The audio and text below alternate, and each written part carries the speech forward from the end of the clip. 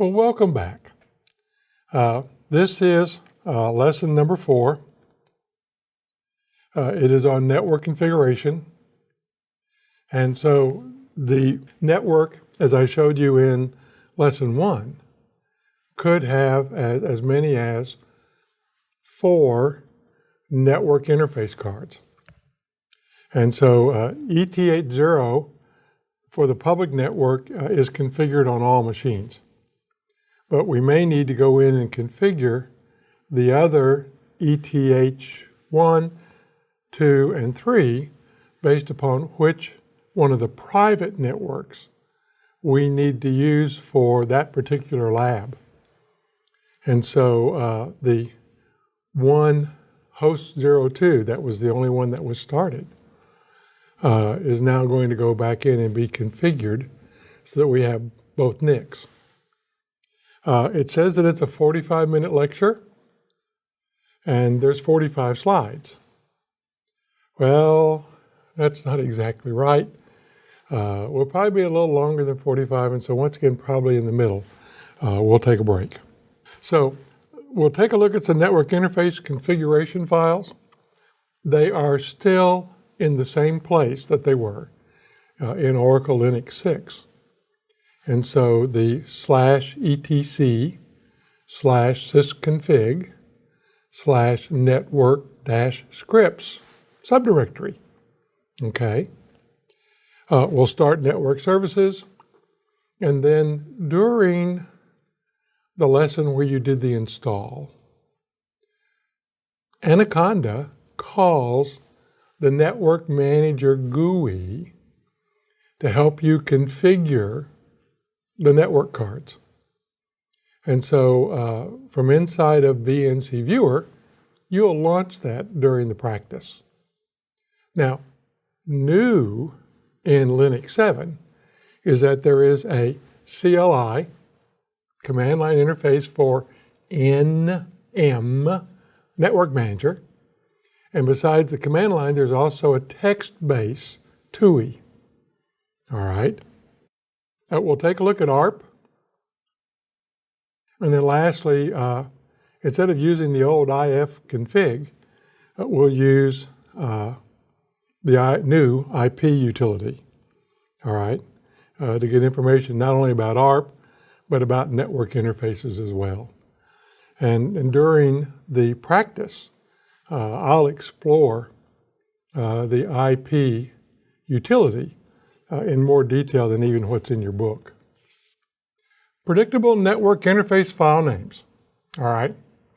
The first thing that you're going to notice is that in the /etc/systemconfig/network-scripts, we have a whole collection of what would best be described as new names. And these new names are not names you make up necessarily, but they are names that can be discovered by systemd as it boots the box, because you have cards in slots. And so this naming convention actually leads you to that. All right. Now, what we have done for the class is we're still maintaining the ET80 and the ETH1 monikers, because from week to week, event to event, we're on different machines. In other words, we don't have a fixed set of machines that you put all of the classes into. It kind of depends upon the luck of the draw. And so let's take this ENP134 S1F0. I'm going to escape the page, discard that mark I just made. And so back here on the back page, and so what we see is the EN there is Ethernet. It could be a wireless LAN, W1, or it could be a wireless wide area network of WW. Then as we move down, ON could be an onboard device. S, capital S, is a hot pluggable device with a slot number. All right? Many, many years ago, I did some teaching for Compact out of Houston. And they had a hot swappable NIC that had 6 ports on it for the Compact servers. The XM is a device with a MAC address. Okay. And so the PBS, capital S, FFDD. This is a PCI device with a bus number, a slot number, and an optional function number, and a device ID. Okay? Usually a sequential number like 0 and 1, etc. EN, P138 is an Ethernet bus number 134. Slot 1, function 0. And that can be discovered during boot, during System D, actually bringing your box up. And so while we are not necessarily using that here in our class, because we've continued the old naming standard, you may find at home in your environment that you happen to like this. Here are just, a cat of the file. Not much has changed, with the exception of prefix, and then these zeros. And so what you can do now, inside the configuration file, I can have an IP address 0, an IP address 1, an IP address 2. The word prefix replaces the word netmask. And so once again, I think we talked earlier, classless, inner, domain, routing, all right, CIDR. And so instead of the typical 24, 255, 255, 2550, 23 is one less, so it's 255, 255, 2540. All right? And so a lot of networks in your organization change that net mask literally by 1 bit, all right, to be 23 instead of 24. And you could have multiple gateways, and once again, that's another Oracle gateway, not used inside the classroom, but used inside the domain down there of us.oracle.com. First of all, a recommendation. You don't want to stop and start the network. Because if you're connected, when you stop it, you lose your connection. And so when working with the network, whether in 7 or in 6, you want to restart the network. That way it keeps you connected. Restart the network, allow the scripts to be reread. I mean, all of that works, but it doesn't disconnect you. At 6, we had an IF up and an IF down command. Those commands are still in that etc sysconfig network-scripts subdirectory. All right. And once again, when you look at them, they're really links. All right. So the commands are not in that directory. The commands are over in one of the bin directories. Bin, sbin, user bin, I don't know. All right. Ooh, nmcli. This is the network manager. One word, 2 capital letters. Okay. It dynamically detects and configures network connections. It includes a GNOME notification area. We're still using the GNOME desktop, as is Red Hat. All right. And we do that simply because it has less overhead than KDE. If you want even less than GNOME, then XFCE is less. And anything that's in GNOME runs well in XFCE. All right, so you can get your run level 5 and give back some cycles. Okay? And so you can take ETH0, ETH1, which is not yet configured on the machine that you're going to configure in the practice. All right? And you can go through and make those changes. Okay? Now, possibly, I'm going to escape the screen again. Possibly, the network manager may not be installed. Yeah, it's on the ISO. And yeah, Anaconda can call it, but it may not have gotten installed based upon what you chose to install. And so, once again, yum, install the network manager, one word, 2 capital letters. You do a start, and then you do an enable. It is strange. Some classes I teach, you do the enable first and you do the start second. Order doesn't matter. Completing both of them are required. So, as you get into the individual devices, much like during the install, you want to make sure that you turn it on. All right. Now, once again, this particular example uses 192.0.2.103. This happens to be the IP address for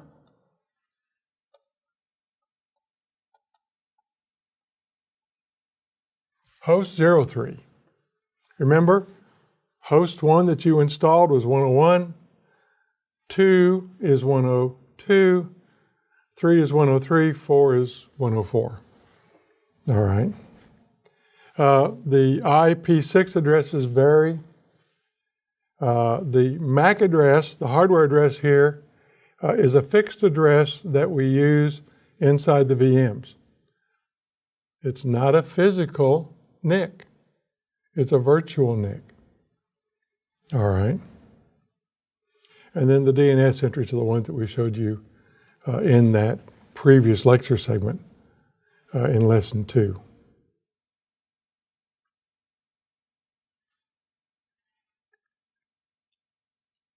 So, options that exist: details, security, identity, IPv4, IPv6, and you can say, oops, I want to go out and reset and clear everything that's there. You can set up bonding. So I could have 2 NICs bonded as one. We do that with an InfiniBand a lot.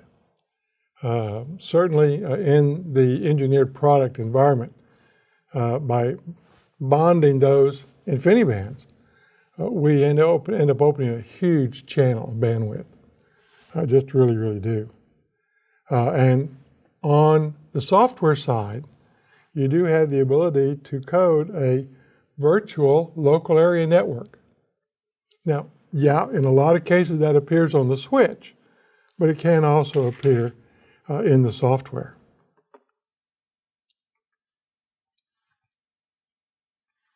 So you can go in, and even though under netmask you may have typed in 24, what you actually see are the 3 octets, 3 8s or 24, and then the 0, the last octet, tells me that I had no bits set.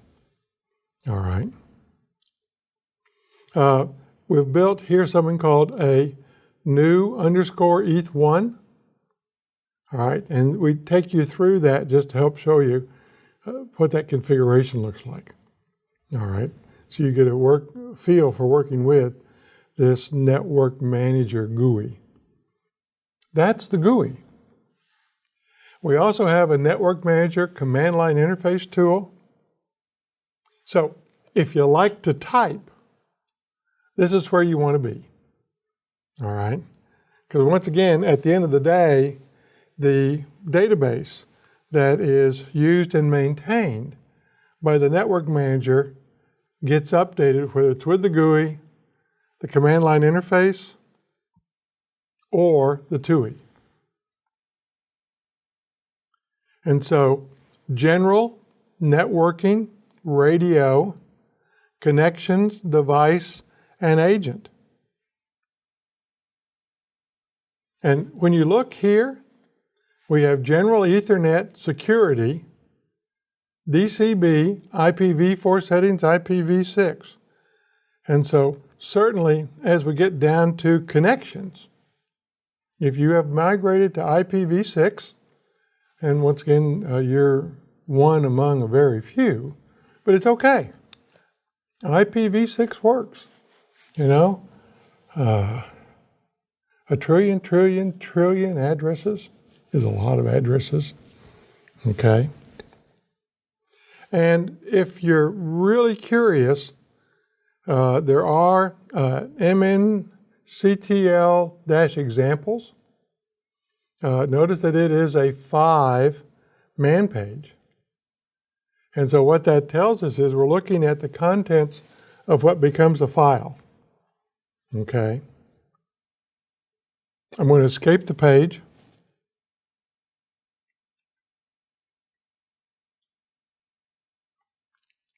Lose my changes here.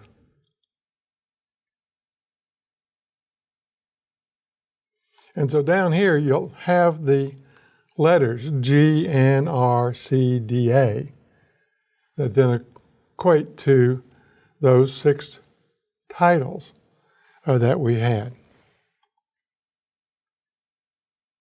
The general one, status, host name, spelling's important, permissions, logging, okay, about host name. In one of our classes, we actually look at a network file system, NFS, and students doing the install may not pay attention to host number.example.com. And if you don't, then you can't ping it.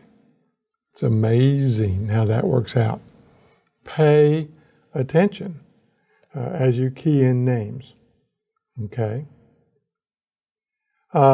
Logging, get or change network manager logging levels for domains.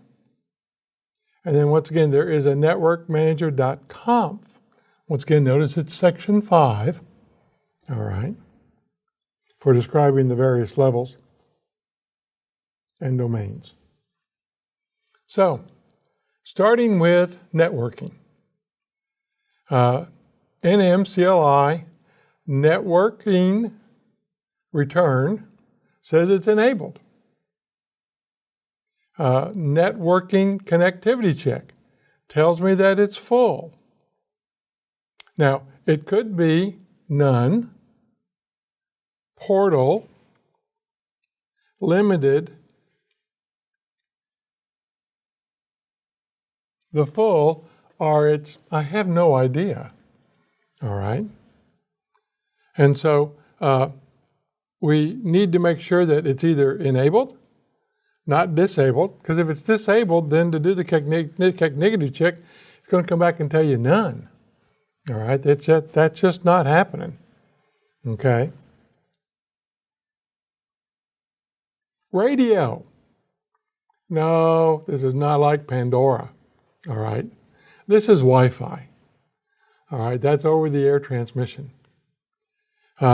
You at home probably have a Wi-Fi router. In Oracle classrooms, we have Cisco routers almost in every classroom. All right? And so, Wi-Fi, is it on or off? Wide area network, on or off?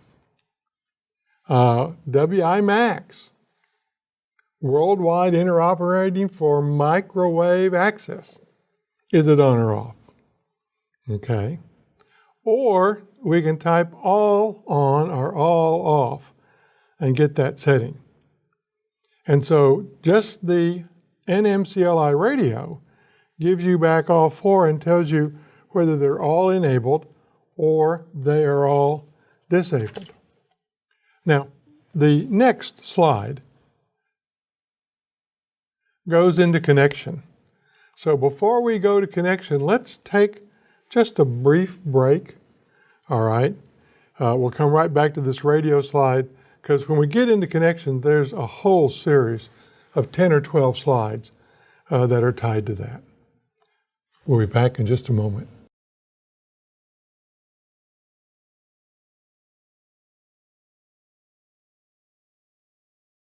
All right, let's go do nmcli connection, all right? Now, the reason that we took a break, these next series of slides require you to have a master's degree in typing, all right? Because it's a command line. I mean, that's what it's all about. Al's personal preference, Al thinks he'd like to use a GUI. It makes it much easier. But things that you can do: show, bring it up, bring it down, add, modify, edit, delete, reload, or initially load. And those, and there's, oh my God, a myriad of syntax that helps those eight different activities, all right? And so, yes, we've got slides that are going to cover each and every one of them. Now, I'll be honest with you, we're not going to do a lot of in-depth here, because by the next time you come in and watch these recordings, you're not going to remember this syntax. You're going to remember, well, I also do use the GUI, all right, just so you know, all right? So let's start with the show. And so here, show active. Show ID ENP134S1F0. All right? And so this show command brings back a lot of information. All right? And so some of the things that you would see inside that GUI screen when you query the like information is presented in a command line form as output onto the screen. Bring the connection up, take the connection down. You can specify it with an ID. You can specify it with a universal unique ID, or you can do a display bus path. Either one of those three are choices. Here we use the ENP134S1F1. All right. Now, if you recall, when we took a look at this, the last four letters were S1F0, usually tied to ETH0. Here, the S1F1, the last part here, is tied to ETH1. All right, and you can certainly name it ETH1 inside of that IFCFG file. And so up brings it up, down brings it down, and I would suggest that these commands are analogous to the IF up and the IF down. Add, just what you'd expect it to do. It adds a new connection. And so we have a connection name, we have an IF name, we have a type, Ethernet, we have an IPv4/CIDR, gateway 4, connection, give it a name. There could be a universal unique ID, 32 hexadecimal positions, and you need help if you get one of those characters wrong. All right. And so once again, if you can abstract that UUID into something else, that would be very useful. 32 characters, it's a hexadecimal number.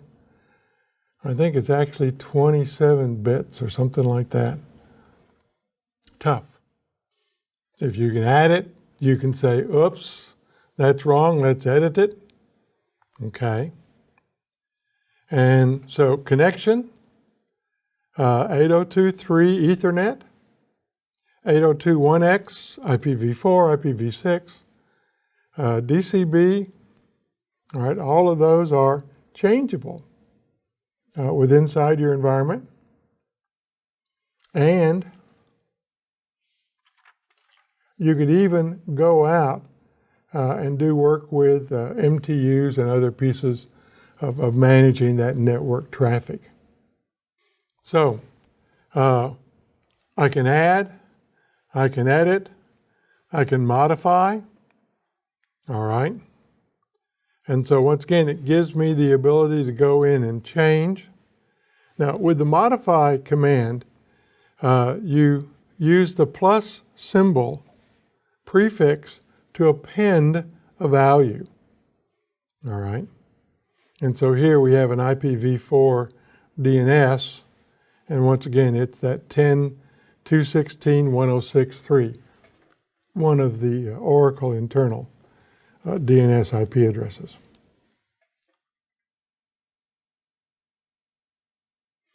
So we did an add. We did a modify. We did an edit. We can do a delete and a reload and a load. All right? Obviously, a delete does precisely the opposite of an add. The reload allows us to reload all connection files from disk. Connection load allows me to specify a specific connection. So I can do a reload, get them all, or I can do a load, and then I got to tell you which one. Okay? And once again, got to be full path. And there is, at the very bottom there, monitor connection files to true to enable the auto loading feature. All right. Let it go out and sense when the files have been changed. So that's the network piece of this. There's also a device piece. What's the status of the device? Show the name. Show the connection. Disconnect. Delete. Wi-Fi list. Wi-Fi connect. Rescan. All of those are available. And so just the nmcli device returns the device name, its type, its state, and how it's connected. All right, all pieces and parts of your environment. TUI. All right. It's not a GUI. It's not command line. And there have been other TUI tools in 6. All right. So I can edit a connection, activate, set system host name, or quit. And so if I'm looking at highlighting S1F0, that's the piece down here at the end, I'm not going to add it, it's already there. But I could edit it, or I could delete it based upon what I'm trying to do. Now, we're going to escape the page here. And to get the TUI, you got to install it. All right. And so that wasn't on the slide. I thought it was well worth mentioning. IP. Many of you are familiar with the ifcon FIG, ifconfig. Been around since rocks and water were new. All right. At one point in time in 2002, there were a whole series of what I'm going to generally call legacy commands that were deprecated. Remember, 2002 is only 6 years after 1996. And so there was some concern that some of the new V6, IPv6 capabilities may not be supported by the current suite of commands. And so this new IP command was written to be both IPv4 and IPv6 friendly. Well, that was 2002. We're at least 14, 15 years after that. And the realization is the software was able to handle an address, whether it was IPv4 or IPv6, and handle it very well. So, no, ifconfig is not going away. It is not deprecated, although there are places on the web that will tell you, oh yeah, it's going away. That's FUD. Fear, uncertainty, and doubt. So we have this IP command, and we can do link, we can do address, we can do route, we can add, change, delete, show. But the issue with the IP command is that it is non-persistent. It is temporary only. So, in fact, here is the line that tells you changes made with the IP are temporary. They are non-persistent. And so the previous portion of this chapter, where we've talked about Network Manager, those changes are permanent. Changes with IP are not. So IP adder has a very similar output to ifconfig. All right. Here, IP adder add 192.168. Now this is the first time we've seen the 168 subnet. And so this is part of our private network. And you once again should have seen that in the practice when you configured the ETH1. All right. 55, and once again, we continue to work with a net mask of 255.255.255.0. Okay. And so part of what's here, I need the dev, that's short for device, to know which device I want this IP address added to. All right, so I just can't do an add command, or it's going to come back and say, don't know device. All right. We can use an address flush. Remember, these are temporary changes. They are non-persistent. And so in a testing mode, you could change them and then go back and say, oops, I don't need those. And then you could flush them. Link. The link object to show and manage the attributes of the network interface. Same caveat. Temporary.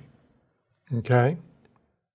And so I can set up, I can set down, I can change the maximum transmission unit.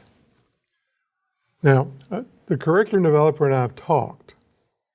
While this is certainly a capability of the command, you need to be working very closely with your networking guys and gals. Because even though you can change it inside your Linux box, the governing factor here is the switch that you route through. All right? And so typically, the MTU has a default of 1,500 bytes. the IEEE in the state of New Jersey also has jumbo frames, which take the 1500 and up it to 9,000. All right, and you can see other maximum transmission units, but once again, not only do I change it on the NIC, I got to change it on all switches that I get routed through. Or otherwise, when the packet gets to the switch with a different MTU, it gets repackaged. That's what the switch does. Okay? Just so you're warned. ARP. No, this is not the old people. It's missing an A, all right? Address Resolution Protocol has always been used to display the IP addresses and MAC addresses of computers who have connected to your computer. Now, the entries here say that the connection must exist for 60 seconds. And so if someone uses a ping command to ping you, they will show up in your ARP table, all right, and there is an ARP command. Or they'll show up in the IP neighbor. No, I said that wrong. It's IPNEIGH, which is the first 5 letters of the word neighbor. All right, so it does not neighbor, it's nay. Okay. And once again, we get the comment that the ARP command is deprecated. Once again, they're going to tell you that the route command or the netstat command is deprecated. Fake news. All right. So IP route returns what the route table looks like. Its format's a little different than the route command. All right. A little different than what you see in netstat, because both netstat and the route command look identical. All right. So the IP route is a little different. Honestly, it's more compressed, all right, but still gives you the same amount of information. We can go in, we can change the route table. And so if we had a change that we wanted to make permanent, then over in etc sysconfig network-scripts, there's a route interface file that you need to go out and update. Remember, IP changes on reboot are lost. They are not persistent. All right, that ends the networking piece of this. And once again, we've looked at configuring the various network interface files. We've given you a new name for your network interfaces that are based upon what can be discovered. You know, I have a card plugged into a slot. That card doesn't change from one time to the next. That common name, ETH0, can change. All right? That's a warning. All right? We have a GUI, we have a command line, and we have a TUI. We have the ARP and IP NAY, and then the IP utility. And the IP utility is as universal as ifconfig. All right? But once again, I don't think ifconfig is going away anytime soon. Just don't. So, which of the following are true? I'll let you read down through these.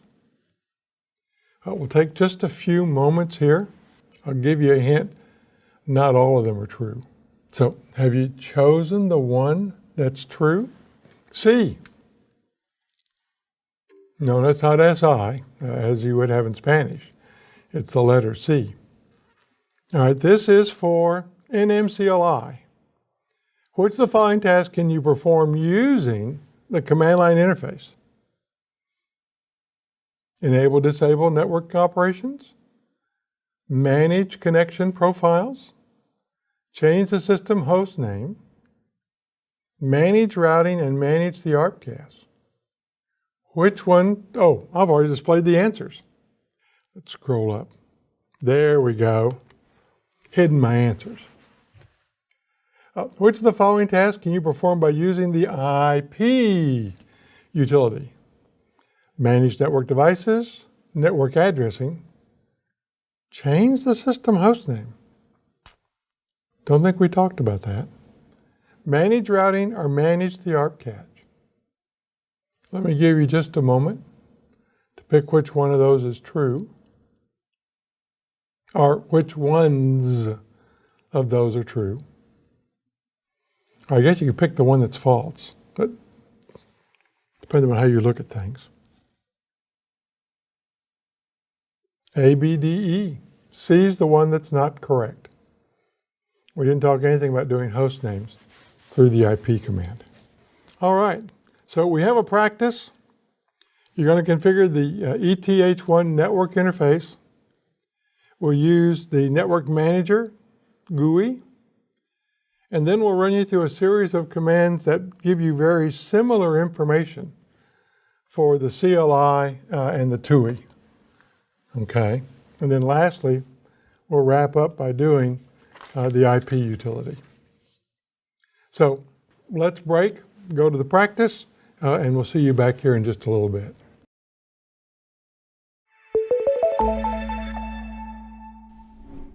All right, these are the practices for lesson 4 on network configuration. And just like we have done with the previous practices, let's click the arrow here in front to see what we have. And so we'll configure the ETH1 network interface by using the Vim editor. All right. And once again, when we get there, we'll talk about potentially some other, maybe more user-friendly editors, but we'll talk about that, all right? The second 4-2 looks like it uses the Network GNOME Manager GUI, all right? We can then take the Network Connection Editor to configure network properties, which ought to be 4-3. Move those down just a little bit. So 4.3.4.4, we use the Network Manager command line interface. We'll then use the Network Manager text user interface, the TUI. And then lastly, we'll take a look at a replacement for the ifconfig command, which is the IP utility. All right, that'll be kind of the plans for this particular lesson. And so it will display your network interfaces. You'll view the configuration files over in etc sysconfig network-scripts. You'll configure a static IP address on a private network for ETH1. We'll also go through and use Vim to update the etc host file. We'll then go through, we'll display the route table and connectivity to Dome0, which will be one of those entries that you add, I believe, to etc host. The assumptions are you're a root user, you're on host 02, and you're connected to host 02 from Dome0 using VNC user. And so let's go back here. There we are. And so that says Tiger VNC up here at the top. I'm going to go down, hold the left mouse key down, kind of scroll up. There we go. I'm Oracle. And so I will clear here. And so Control R, host name. And so I'm root. I'm in the root directory. We're on host 02. And let's take this window, slide it up.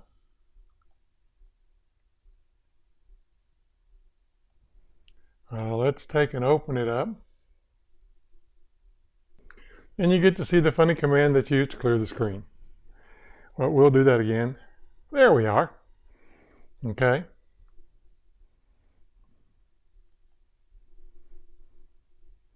And so we take the IP adder command, and once again, we've kind of talked around this before, but in this case, it has a little bit more compact, but the one that we're really interested in here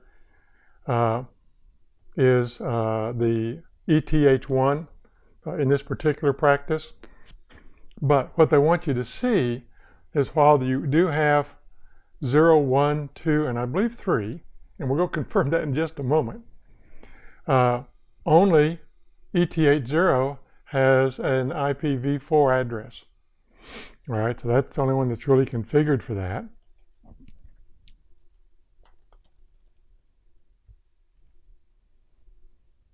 Now, it does kind of scroll off the top of the screen, but here's ETH1, ETH2,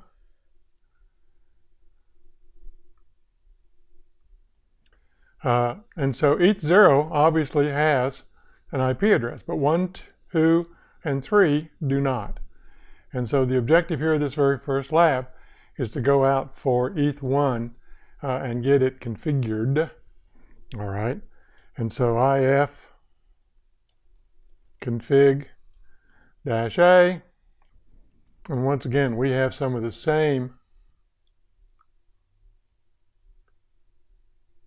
information. So there's 0, all right, but 1, 2, and 3 have no IPv4 address. All right, and once again, let's take a look here only at ETH1. All right, and then IP adder show device ETH1. And once again, you pretty much get the exact same information. Personally, I think the newer command, where it's a little more compact, is a better representation. But once again, beauty is in the eye of the beholder, quite honestly. All right.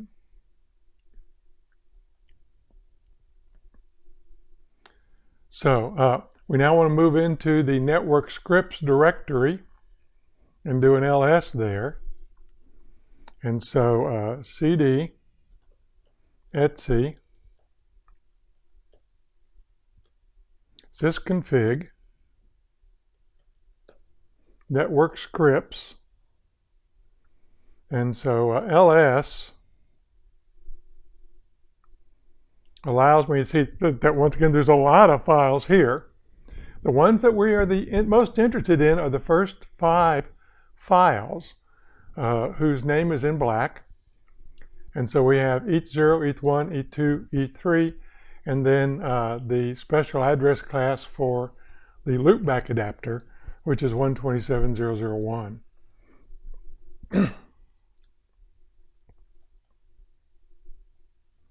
And that's what they talked about again.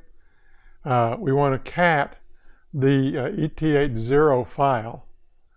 I'm not so sure that'll get on one screen, but tell you what, we'll do it. And once again, I'm not going to use just the cat command. I'm going to use the n command.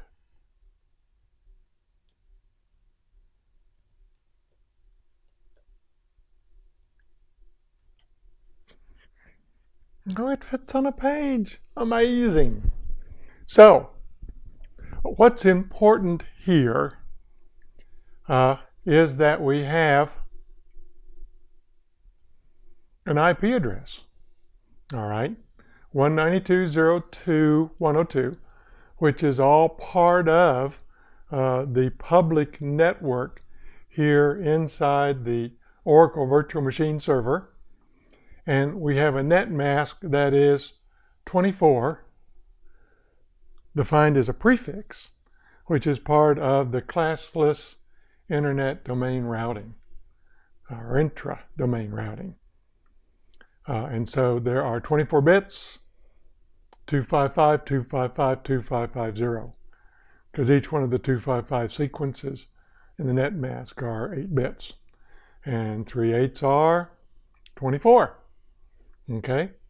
We then have some domain name services entries. All right. And then we have some search domains for us.oracle.com and example.com. All right, that's all right there and kind of configured.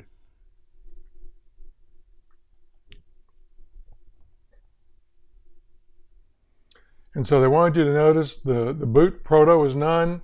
The address is 102. All right. And the network interface configuration file parameter are described in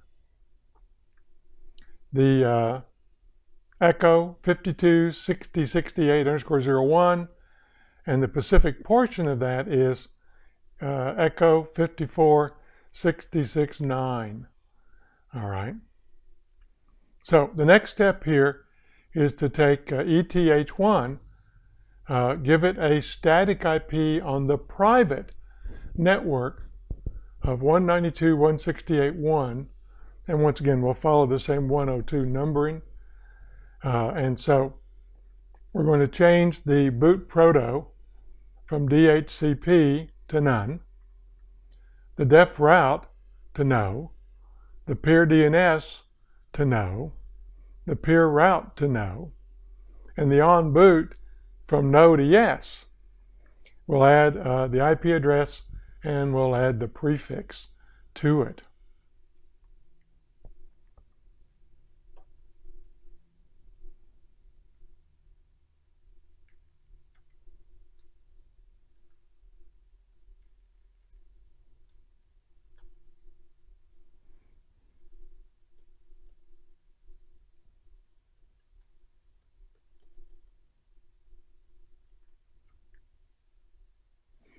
Now, know and understand that not everybody in the world is as comfortable as I am with using either the VI improved Vim or Bill Joy's old visual interface to the EX editor. And so what I just started was an editor called GNU Edit. And it has a lot of similarities to the Notepad editor that you'd use on Windows. And once again, when we have people who are transitioning platforms and they're coming from Windows, I can guarantee down to every person taking my class that they know and understand how to use Notepad. If you're good with VI, I'm good with VI. And in this case, it's really Vim. All right.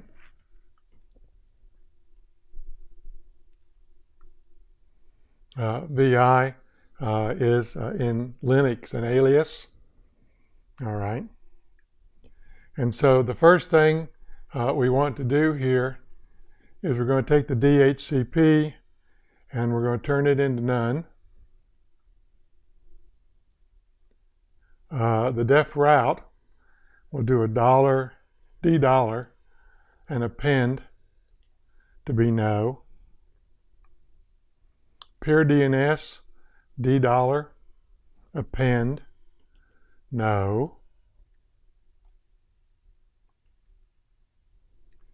Peer routes, once again, $D, append, no. All right, so none, no, no, no, no. We're going to come down here to on boot, once again, $D, append, yes. And then we want to add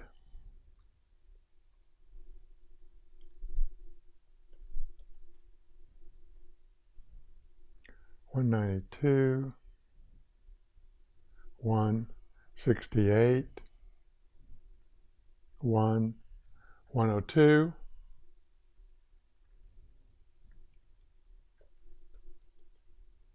Prefix equals, once again, CIDR 24. All right. And so we did a none, no, no, no. We then did a yes, 192, 168, 102, and a prefix. Do an escape, :WQ. All right, that's done. The next thing they want us to do is to do etc host. All right. And so for etc host, we want to have the 127.0.0.1, which is the special address class for your loopback adapter. We then want to have a 192.0.2.1, which is example.com dom0. We then want to put in 192.0.2.101, 102, and 103 for all of our hosts. And this is very important. We're going to go in and we're not going to stop and start the network because we are connected through the network. We're just going to go out and restart the network. This second line that's already here is an IPv6 line. They show us deleting it, so I'm going to do a DD. It goes away. I'm going to open a line below here, 192.0.2.1.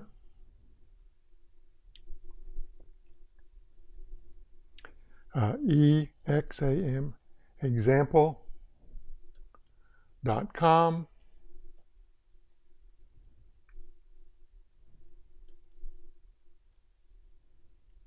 dom0. All right. Now, I'm going to escape this. I'm going to do a YY. And then I'm going to do a P, which will paste that below. All right. And so the very first one here is 101.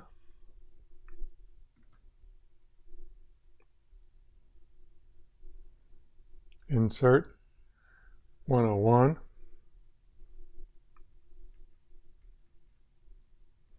And that was host 01.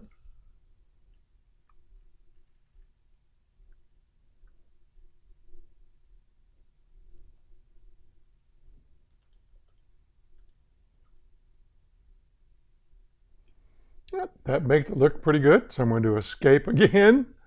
I'm going to do a YY. And I'm going to do paste twice. And so this becomes replace for 2. Replace for 2. Replace for 2. Replace for 3. Replace for 3. And replace for 3. So 127.0.0.1, localhost, local domain, host 04, blah, blah, blah. Well, they took some of that stuff out. Cool, I'll go up and do that. Not a problem. 192.0.2.101, 102, 103, host 1, host 2, host 3, host 1, host 2, host 3.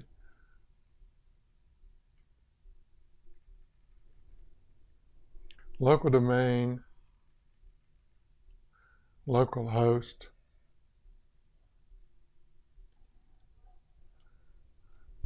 so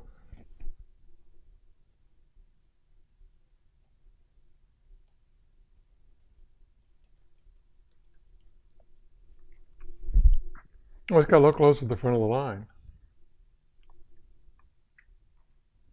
I'm good with that.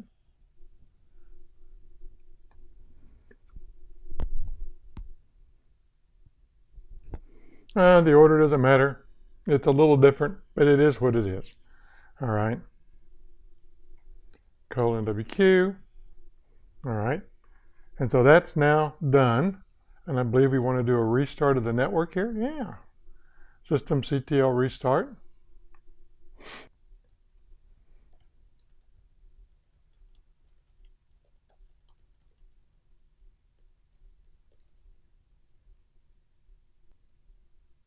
And the network should be now up and running.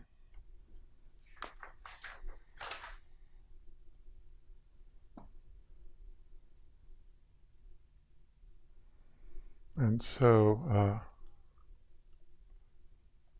all things being equal, what we're looking for is this guy right here, ETH1. And so I'm going to do an IP adder show device ETH1. Oh, look at that, 192.168.1.102. Hey, that works for me. All right.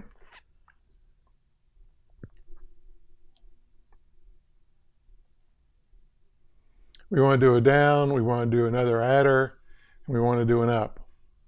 And another adder and make sure all the addresses in there are fine. And so IF down ETH1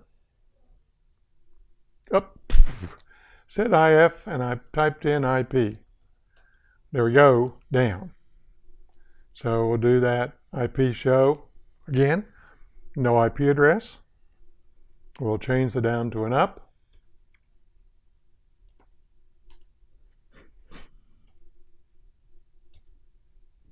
The address is there, okay.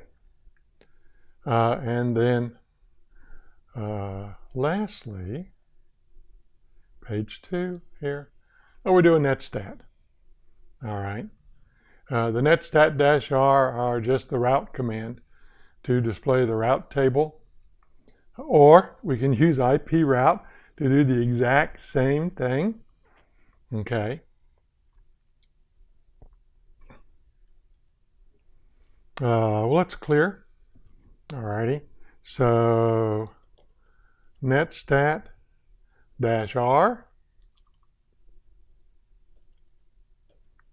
route-n, or just route by itself, IP route, and once again, those all three kind of regurgitate the same kind of information. All right.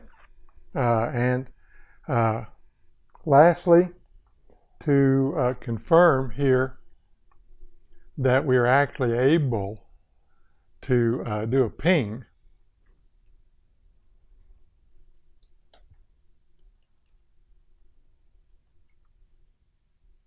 look at that.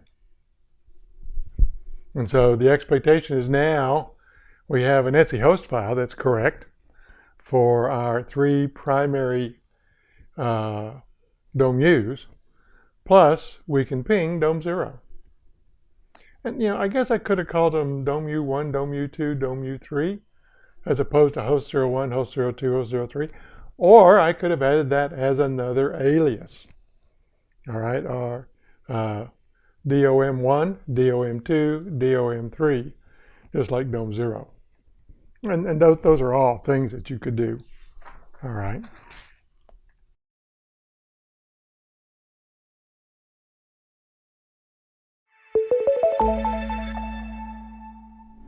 All right, using the network manager. Now, the interface that Oracle Linux has is the GNOME interface, all right? And we want to make sure that the GNOME package is installed. And strangely enough, we ought to be able to see that across the top of our Tiger VNC window.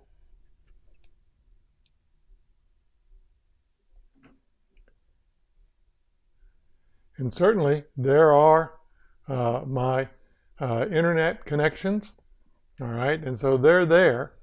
So that's got to be maybe just a little bit.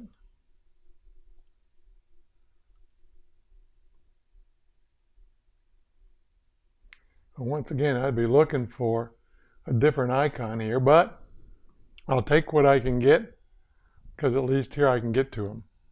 All right, and I can go in and set them up, set them down, adjust them accordingly.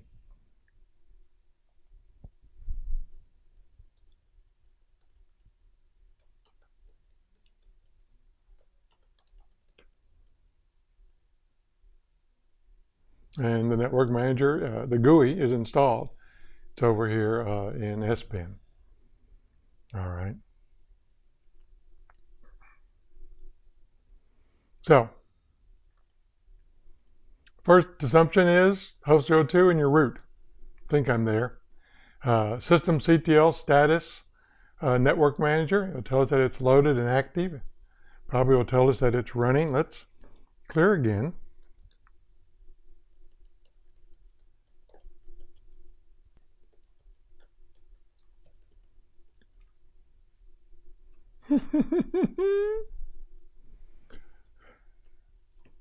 There we go. Active, running, as you would expect. All right.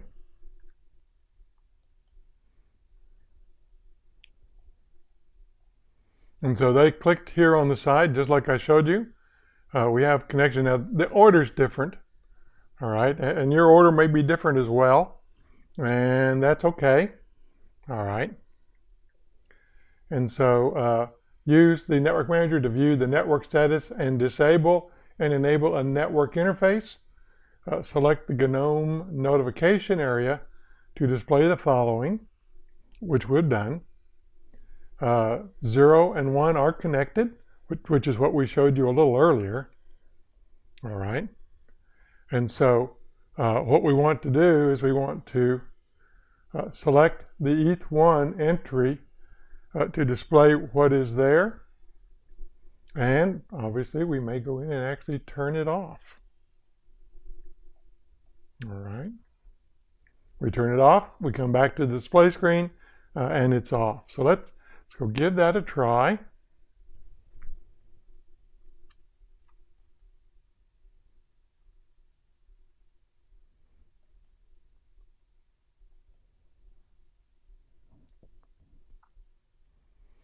So, was I successful in turning it off? Well, yeah, that worked pretty easily.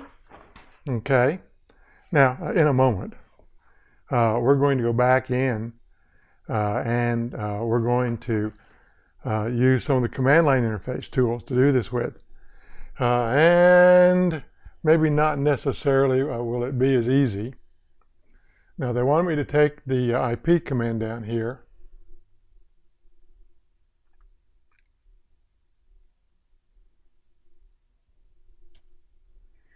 And once again, it's not up, okay? And so the second objective here is to take what is off, show that it was off. We're going to go back and reconnect. And then I think we'll probably come back once it's connected and we'll confirm the connection. I mean, it's all pretty straightforward here. So we go up here to the top. We find ETH1 that's off. We connect. Come back down here. Oh, look, wonders of the world. We now have an IP address. All right, kind of pretty straightforward. Okay.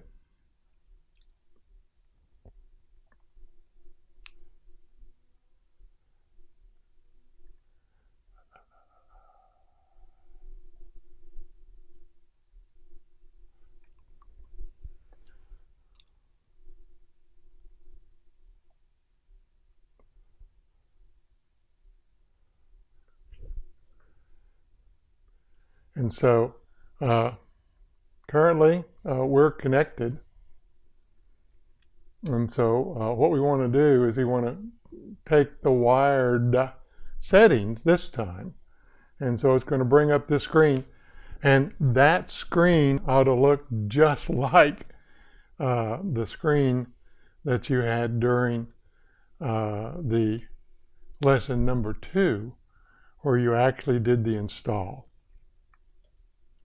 So back up here in the corner,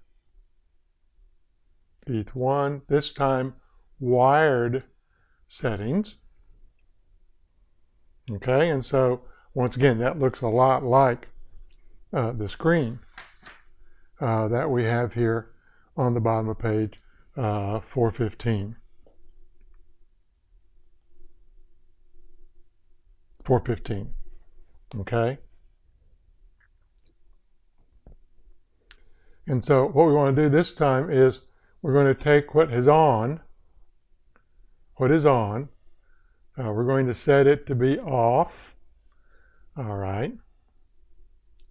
We'll go back, we'll confirm that it is off, all right? So let's go here, let's go off.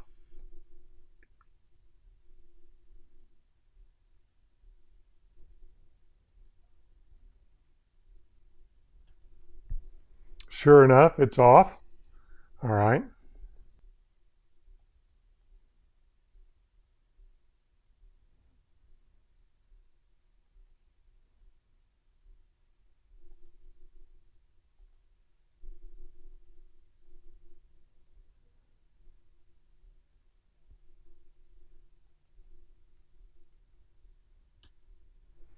And voila, once again, it's on. So you have a couple of different ways to skin the cat, all right? And those are all very important, very interesting ways here to do this. Is there anything behind this screen? The answer is no. I didn't think there was, but I thought I'd at least double check.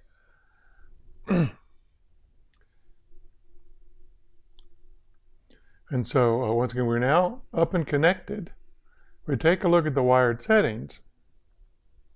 Then down here in the lower corner is a way that we can get details, security, identity, IPv4, IPv6, and reset. Now, we covered this during the lecture, and I'll once again, just very, very briefly. Yes, IPv6 has been available now for over 20 years. However, most companies, not unlike Oracle, are still very much deeply rooted in IPv4. And the Ciscos and the Brocades of the world and all of the other network companies that I can mention tell you that, inside your firewall you can remain IPv4 until you pass that 4.3 billion device threshold. Okay.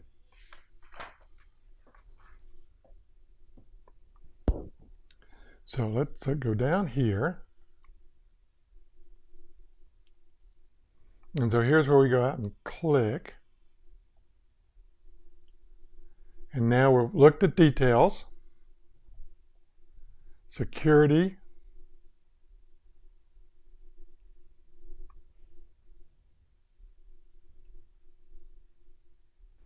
and so here for the security, we want to start by toggling the on switch, all right, which would enable the 802.1.x security. And so here in authentication, MD5 TLS fast, flexible authentication via source tunneled TLS, and protected EPA. All right. Now we're just showing you this because we actually have you go back and turn it off. All right. Moving on down to identity. I believe that's correct. So that's all the things that we did. Moving down to identity. Then once again, we could make some changes here. We move down to the IPv4.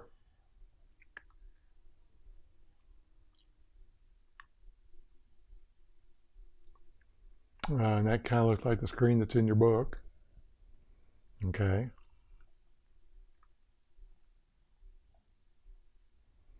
IPv6. Now, there are some pockets here inside of Oracle that are actually actively pursuing IPv6. But I would suggest that there's not a great number of those. And I think I probably mentioned during the lecture component that certainly the real application clustered folks on their private network use IPv6. But it's a private network and there can be no IPv4 traffic. None. The last one here is reset the settings, remove the details. Okay, I mean, those are all sort of things that are here. And so what this tells me is to click cancel.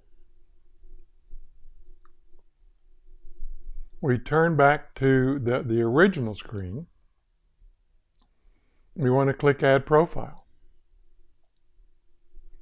And so here we're going to add a new profile for this particular one. And so add profile. And then once again, we're going to step down through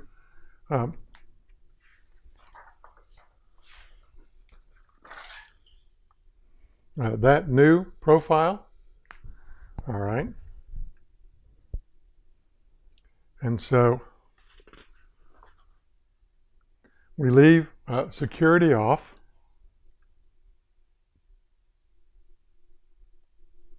Here on identity, we want to give a new name. And so we're going to call that new ETH1. And then the MAC address from a pull down here, what we really want is, once again, the ETH1 MAC address. And now accept the remaining defaults. Okay. And so the window should look just like that. So we went to identity, we have profile 1, and oh, they made the name ETH1 instead of profile 1. And that's what I changed. Yeah, that's what I changed. Cool. No, Al. There we go.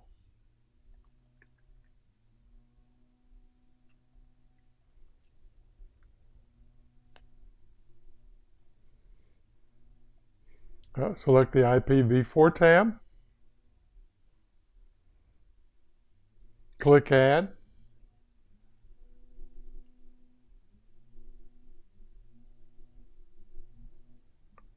And so IPv4. We click Add. And so what do we want to add here to the new profile?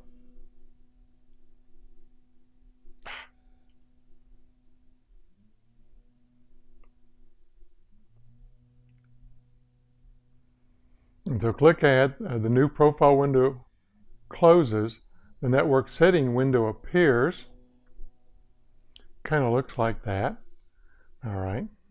Note that ETH1 has a check mark, meaning that it is currently the selected profile.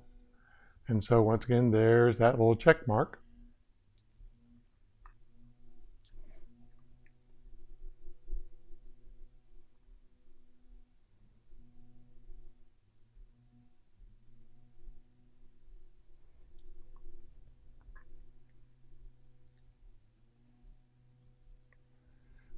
Has a check mark that is currently the selected profile, and it is.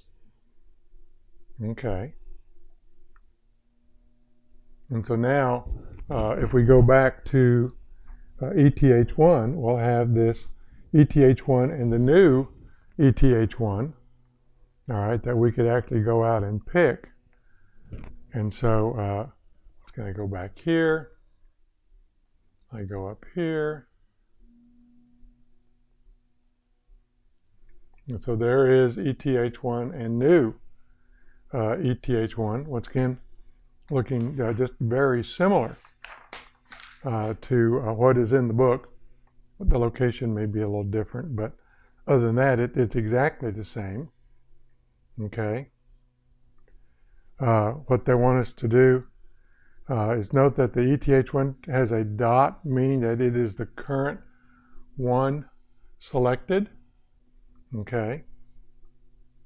So select the new ETH1.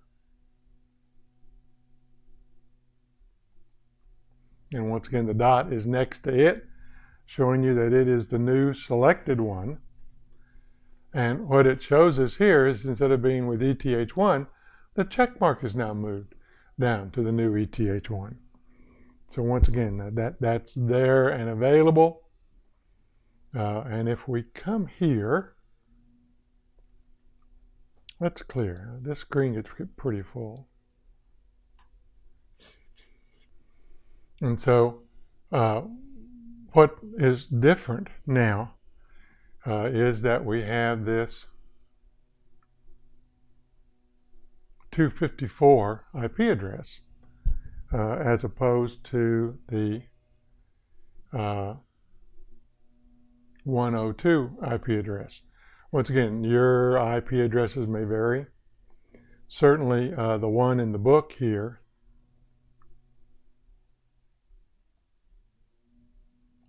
shows us 252. All right.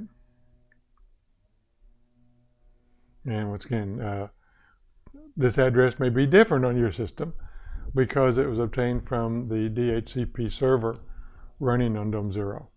And that could be okay. All right. We're going to go back into network scripts, it looks like. We'll take a look at what we have.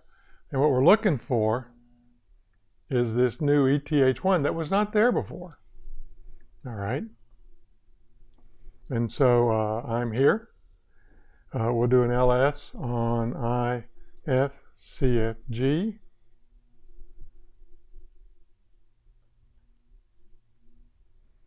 And so there's that new ETH1 as you would have expected, just like what we had here in the practice. All right. And then as you go down through it, notice that we have still the DHCP here, which is where that IP address came from. And so we'll take, and once again, I'll use the -n option here.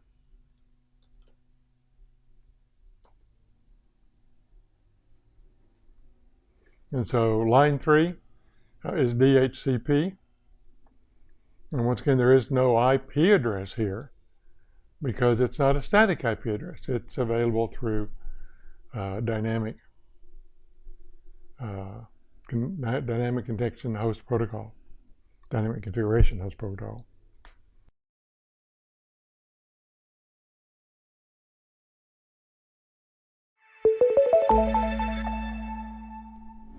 All right, 4-3. This is where we'll actually use the network connection manager. All right, so 4-3, using the network connection editor. And so we're going to use nm-connection-editor. And once again, we're on host 02. We're connected with VNC Viewer. And that way, that will handle any X presentation that would come out of this little network connection GUI that we're going to bring up. So we'll clear nm connection editor, and there it is. Voila. Pretty easy, pretty simple. Okay, it's not a big, huge thing. All right. And certainly if I was connected, SSH dash capital X, then that would be passed all the way through to the VNC user, to the VNC viewer that I'd actually connected to DOM 0 with. In my case, it's real VNC, and in your case, it could be a different editor. All right, this could be. Now, when you look at the book here, your timings may be different than my timings. All right, obviously I've stalled a little bit here. But we have, once again, order may be different. And once again, order really is not all that important. All right, so long as the entries themselves are actually there. Note the 5 Ethernet connections, including the new one. Note that you have an option to add a new connection, edit, or delete an existing connection. And those are the 3 buttons here over on the side. So select ETH0 and then click Edit, and the edit window appears. So we'll click ETH0, we'll click Edit. Now, across the top of the page here, you have some tabs.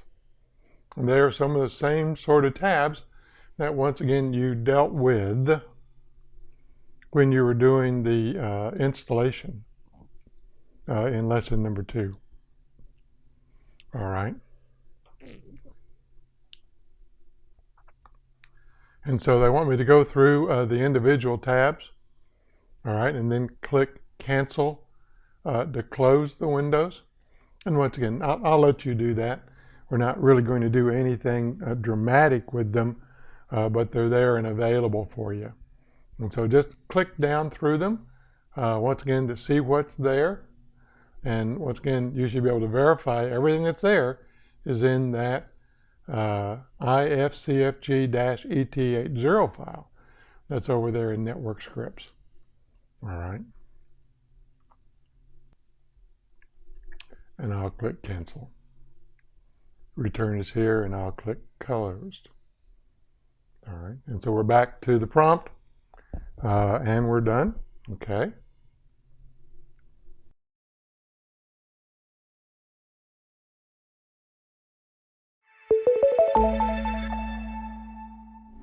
All right, nmcli. So this is the nmcli utility. All right. And so we'll use the CLI, we'll use the TUI, and then we'll use the IP utility in a little more detail. Now, once again, the IP utility is non-persistent. And so you really want to take one of these interfaces that we've seen and go through and make your changes so that they are saved into the database that is used by the network manager. And so we'll start with just nmcli, a command line interface tool here. All right. nmcli. And so those are all of the information. And so terse output, pretty output, output mode, blah, blah, blah. Then there could be versions. Let's see if I can fix this just a little bit.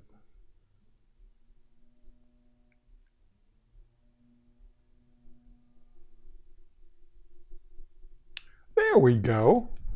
It's amazing what happens if you make the screen just a little bigger. Not a lot. Not a lot. Okay. Now, the objects that we have down here are general networking, Wi-Fi, connection, device, and agent. Okay. And so the next command here, we want to do general help. So nmcli GENER general help. And so I can get status, host name, permissions, logging. general help. We're going to start with status and then host name, and we're going to change host name to my host. This is pretty scary. Be careful with this, all right? But let's do status.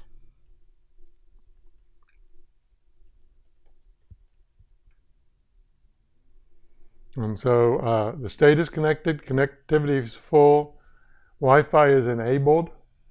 With Wi-Fi hardware, Wi-Fi enabled, WAN hardware is enabled, and WAN is enabled. All right. Now, once again, it could be because of the laptop that I'm running on. Some of these things for you may not be enabled. And so, like this WAN here shows to be disabled. All right.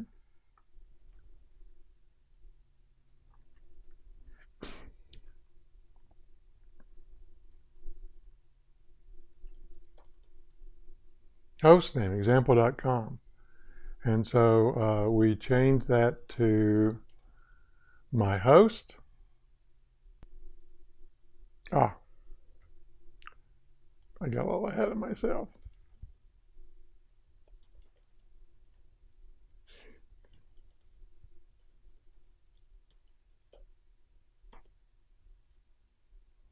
We'll change what was in Etsy host name to my host.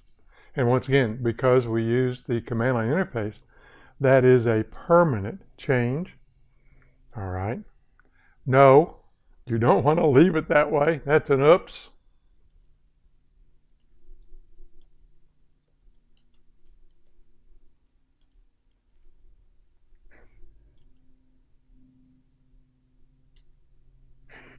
Humpty Dumpty's back the way he should be. All right. Once again, under general help, we also have a topic here for permissions. And so what we want to see are the general permissions.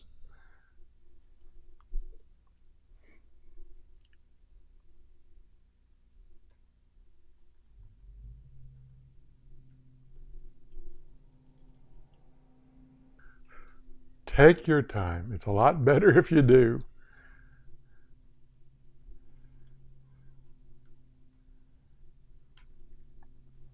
There we go. That looks much better. And I think we have a full list here, and they're all yes. I think we're fine with that. Okay.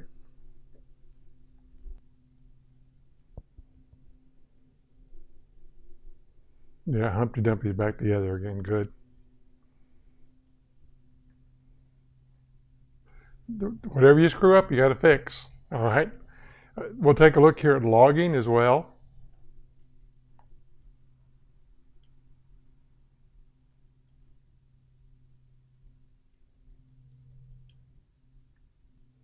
And once again, that kind of looks like my screen back here should look like. All right. In this example, the logging level is info for all domains. All right. And we could move from debug, from info up to debug, the domains just for IPv4. All right. So logging, LE.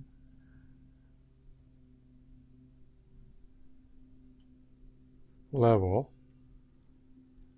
info, domains, all,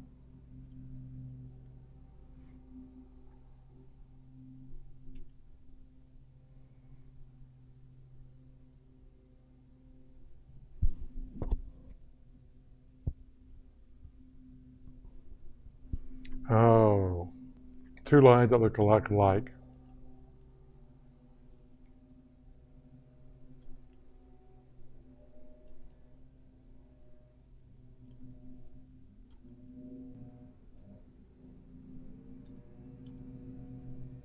There we go. So we take a look at logging now.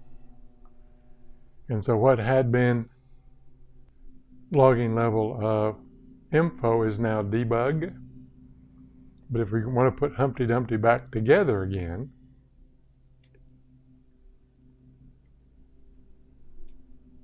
that puts Humpty Dumpty back to the way it was. All right.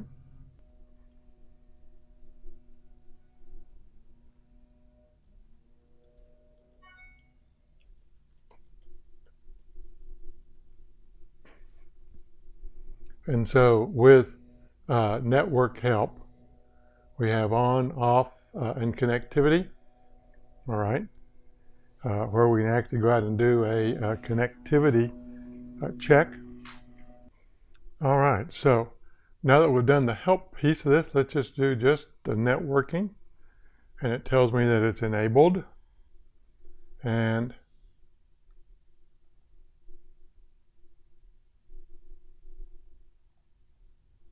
we're going to take and turn it off. It's going to tell me that it's disabled. All right.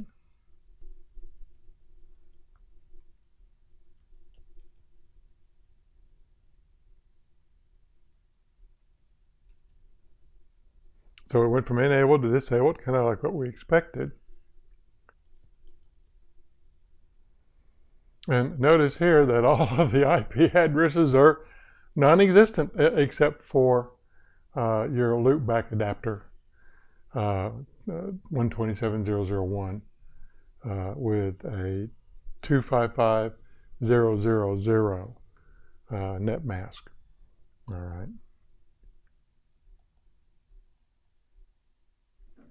And so if we were to bring the network up, there is no network. All right, from the machine up in the corner. And once again, there's no network here. All right, kind of like what we would expect. All right.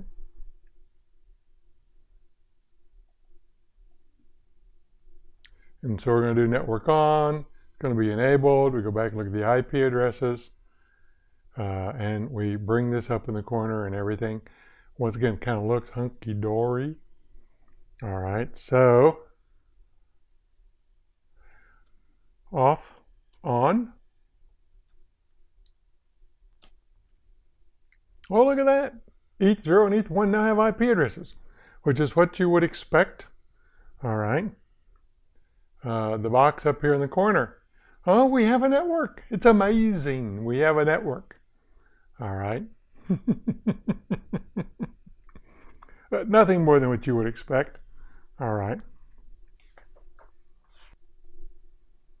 So let's take and do a networking connectivity check full. All right.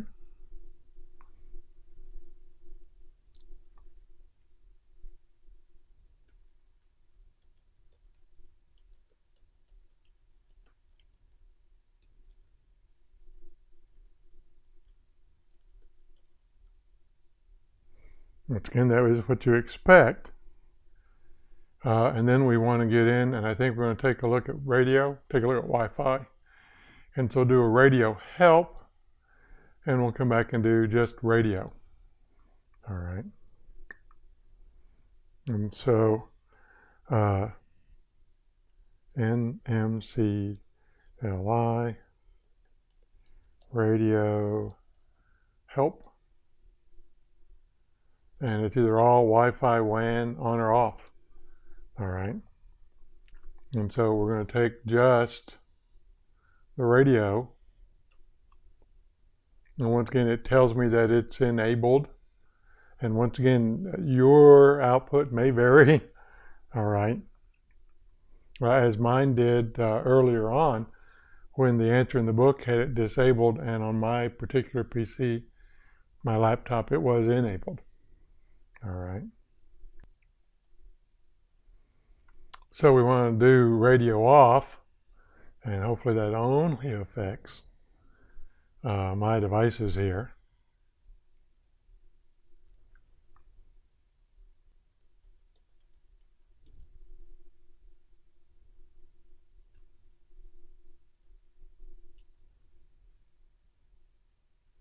You notice that the first two Wi-Fi hardware and Wi-Fi, no, I'm sorry, not Wi-Fi hardware, but Wi-Fi is now disabled. Okay. And so if we reverse that,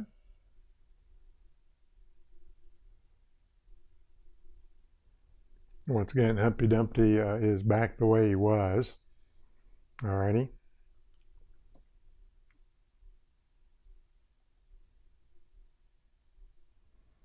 Connection help. And once again, we're going to see all 5. Once again, order may not be the same here. All right. And so nmcli.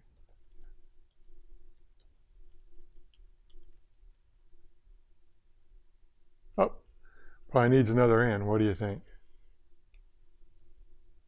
There we go. A lot more help here. Obviously, the first thing that we want to explore is just the show command.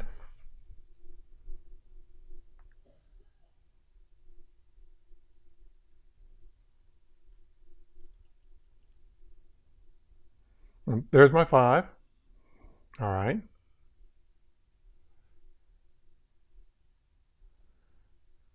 And so once again, your order will be different than my order. All right, which will be different than the order in the book. All right, just so you know. And if we do just a show active, then what our expectations are 0 and new ETH1. All right, so let's do a show active.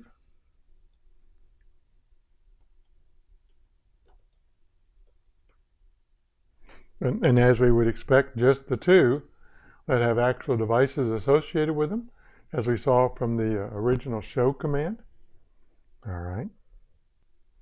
Now, the next step is to take a look at some actual individual devices here. And so show ID ETH0, and so we get some detail out about that.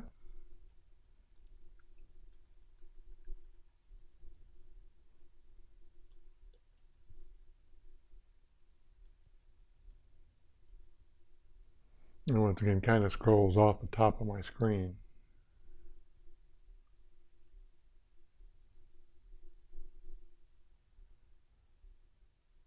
Tell you what, that's nuts.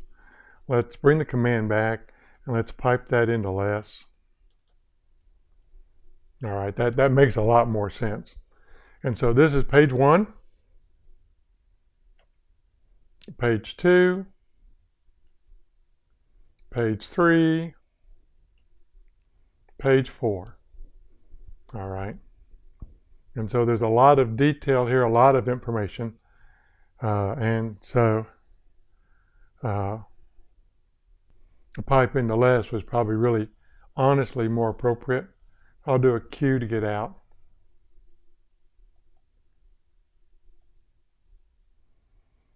Connection up ID ETH1.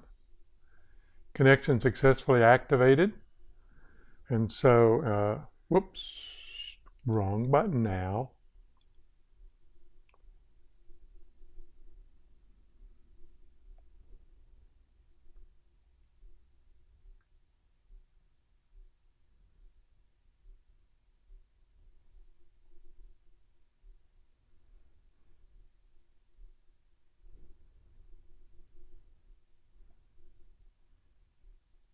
I've gotten way out of focus. Give me just a minute here.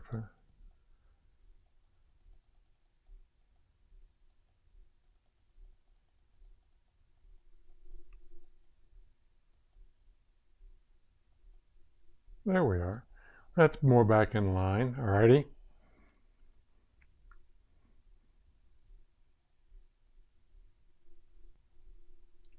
And so we're here. We're going to do a connection up on ID ETH1. Alrighty. So connection up.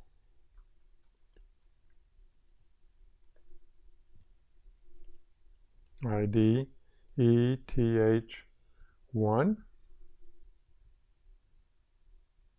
Successfully activated. And we would expect that. All right. And if we do the same show command as we did a little bit earlier, it's different. ETH1, it's no longer new ETH1. All right. Now, a little more detail here. And that's, once again, order doesn't matter. So we want to take the nmcli connection. We're going to add a connection name, going to be new ETH0. IF will be ETH0, type is Ethernet, IP4, 192.168.111.24, and then gateway 4 here is 192.168.111. 192.168.111, yeah, got it. 192.021, there we go, there we go. And so we're going to end up now with not 5, but 6 entries. Okay.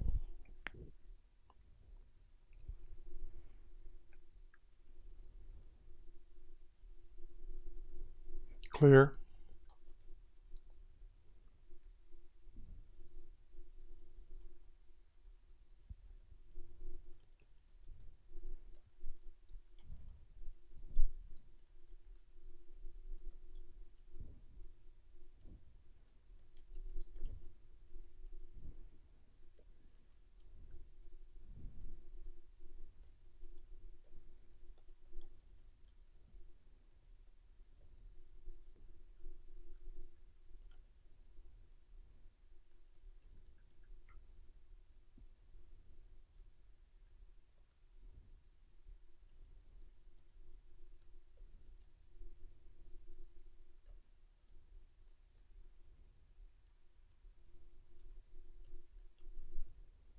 All right, so let me make sure that my typing is correct.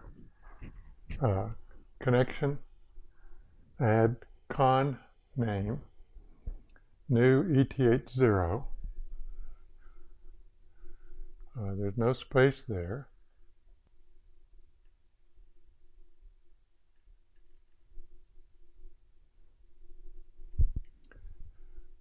TYPETHER 192.0.211.24, 192.0.2.1. Ethernet AL. Successfully added.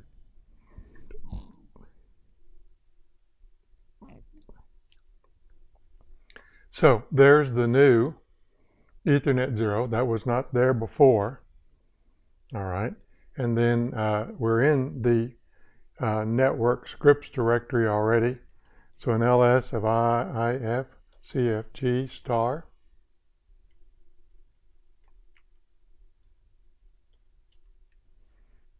Shows that there's now the new ETH0. Once again, you would have expected all that because it would have had some of the same results, some of the same responses, okay, to previous commands.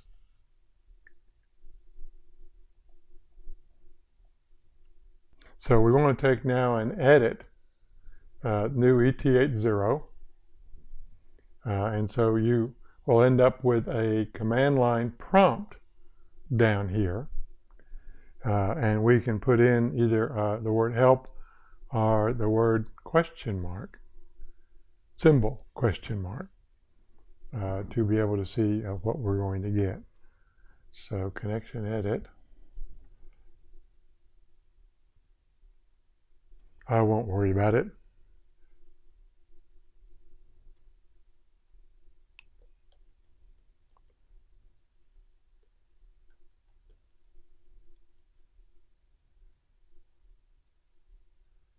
How about that? It's not an underscore. It's a hyphen. So I didn't do it correctly earlier. Well, it is what it is, right? Easy enough to recover. So I can do a question mark, all right, and it gives me some of the exact same help settings. See, screens are exactly alike, all right. And so one of the commands here is alphabetically a command called print. And so I can print the information. Once again, it would probably be nice to have been able to put that into less. Can't necessarily do that. All right, scroll back up.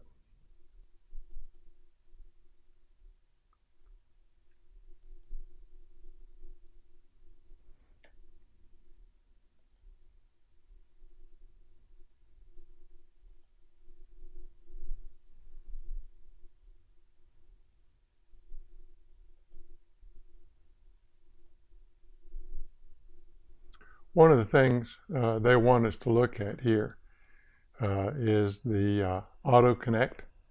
All right, and currently it is yes. And we're obviously in the edit mode here. And so what they want us to do is they want to take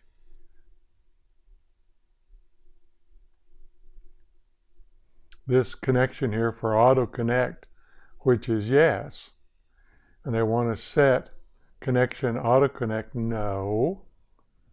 All right.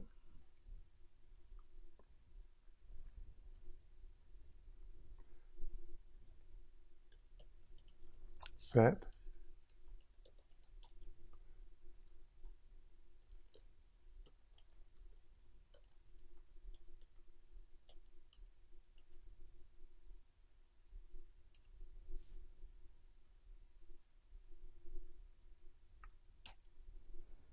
And once again, let's scroll back up.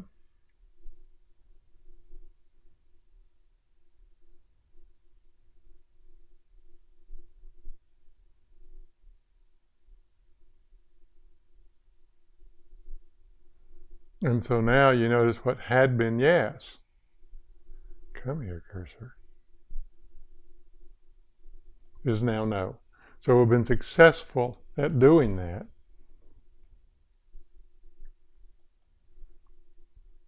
And so they want us to quit. The connection is not saved. Do you really want to quit? And the answer is yes, no, no, or enter. All right, and that the square brackets here show you that the no is the default. All right, so when I type enter, I then come back and tell you save, and then do the quit, and it allows me to quit. All right. So back here,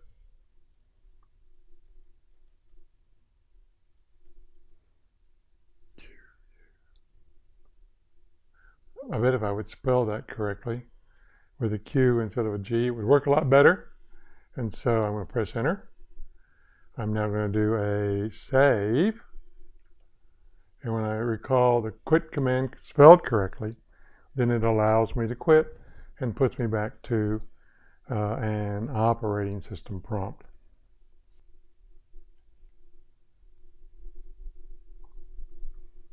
Now, I scrolled back up and down through the material, but CMI connection show new ETH0 grep for auto connect.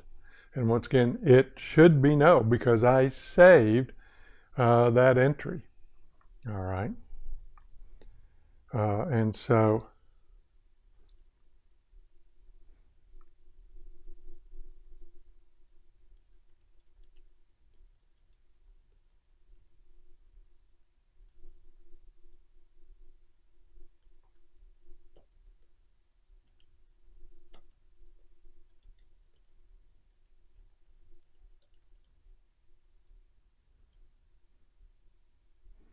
now I did a couple of different auto connects. All right, because once again we would have pulled them all. All right. And the one I'm looking for is the very first one, and it says no. All right, so that is actually positively what I was expecting. Why? Because that's what I set it to, and that's what I saved it as. Here, modify, once again, new hyphen for me, could be new underscore for you. IPv4.dns to be 152.168.154.3. All right.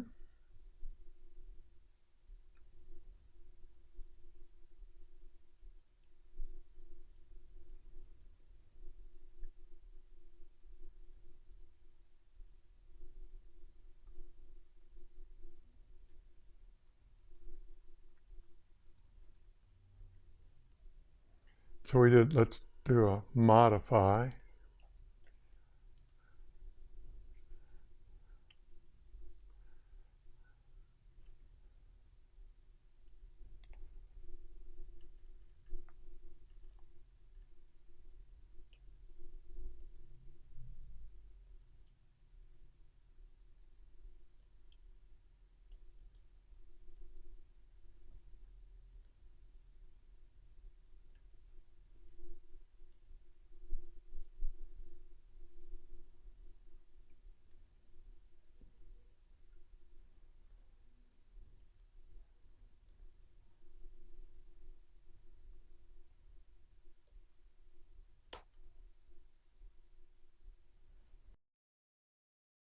Oh, I'm dangerous with a keyboard. All right.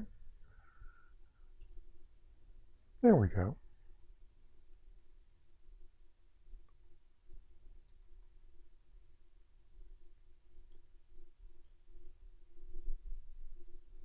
And so notice we have some couple of things for DNS. And all we're really looking for is the IPv4 DNS. And now it is set to 152.68.154.3. All right, and that would be what we would expect to find. Now, did I change the grep a little bit? Yeah, I do that. But once again, a grep is a match. Let's see what we can match with it. Okay.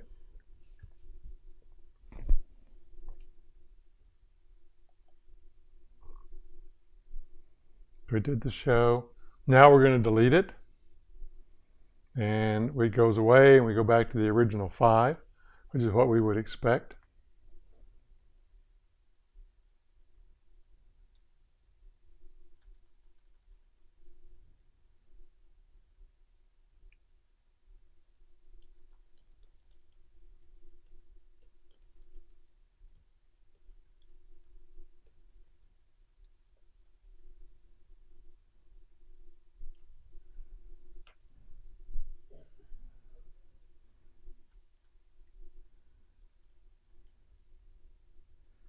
And there we go. Humpty Dumpty is now back to the way it was. All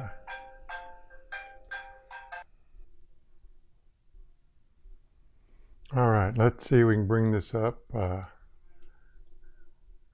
There we go. Look at that. It's amazing. And what we notice now is that the IFCFG-new-ET80 is also gone. And so the connection delete that you did was complete. All right.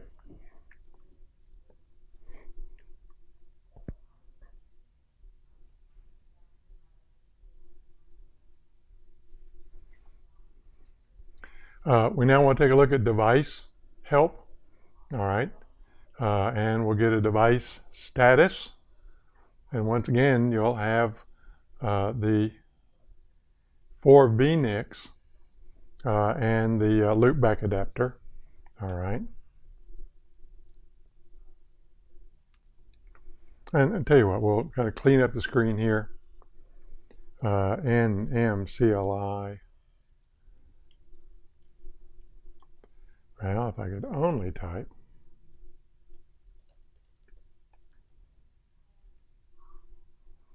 And so status, show, connect, disconnect, delete, and Wi-Fi. All right. And so let's start with a device status. And once again, we have also brought across the virtual bridge 0 and the virtual bridge 0 NIC. Okay. And ETH2 and ETH3, as we would expect, are not configured. And so, yes, they would be disconnected. All right. And that's very similar to the output that is here. And the loopback adapter tells you that it is unmanaged, as well as are the virtual bridge 0 and the virtual bridge 0 NIC. All right, same sort of information. And so now we want to go in and do a disconnect on ET80. We'll do a device, once again, just kind of show the devices, and it's going to tell you that it's disconnected, which is the exact expectation of what you would have. And so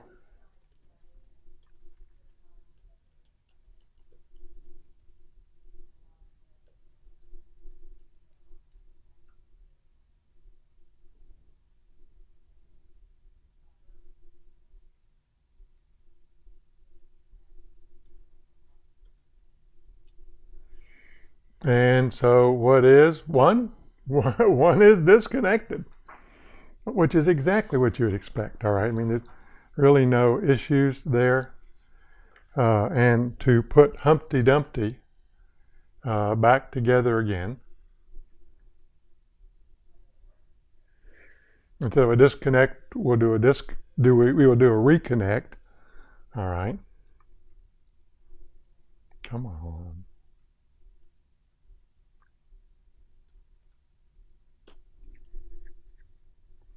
And not necessarily in the book, but if I do just another nmcli device, it tells me that it's connected again. And so once again, you have, without bringing up the GUI, and once again, you may not be in a GUI environment. And if you're not, then the best answer here is that you have a command line tool that would allow you to be able to make those changes. Okay, just would.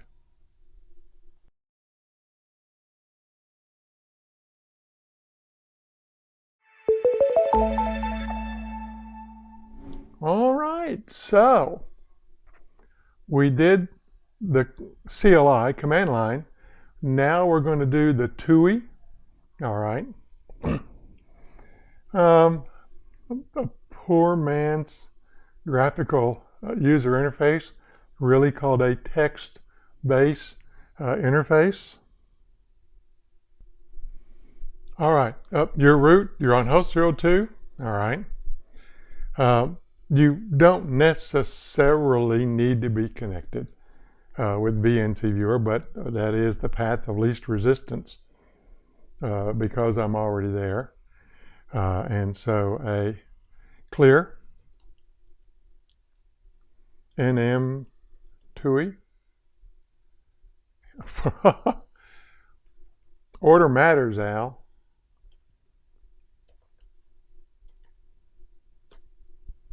There we go. There's the TUI. And you have the ability to use the up and down arrows, all right, to edit a connection, activate a connection, set system host name. And we've done all that through the CLI. I mean, that was already part of what we did. So let's select edit a connection. I'm going to press the enter key. And so there are ETH0, ETH1, new underscore ETH1, ETH2, and ETH3. And so we want to go out and select ETH0, okay? And I want to come over here.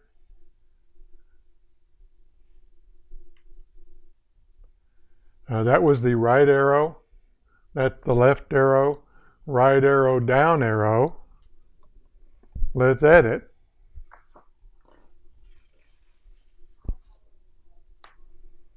And so I'm comparing it to the book here to make sure that we've got the right one. And everything looks to be fine. Okay.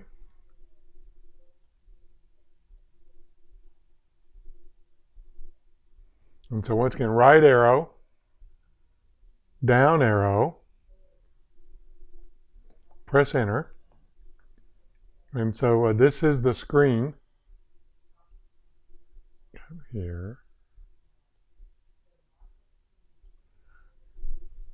And so 192.102.102, 102.101, 102.101, 152, 168, 154.3, 10, 216.106.3, us.oracle.com, example.com. Cool.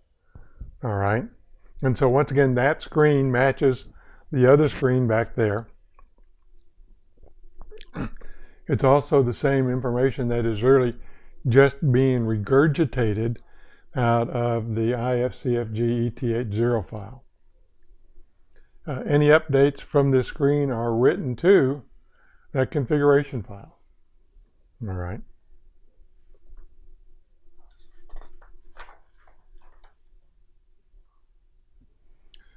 Down at the bottom here, we ought to be able to scroll down to the bottom, and there ought to be a cancel command.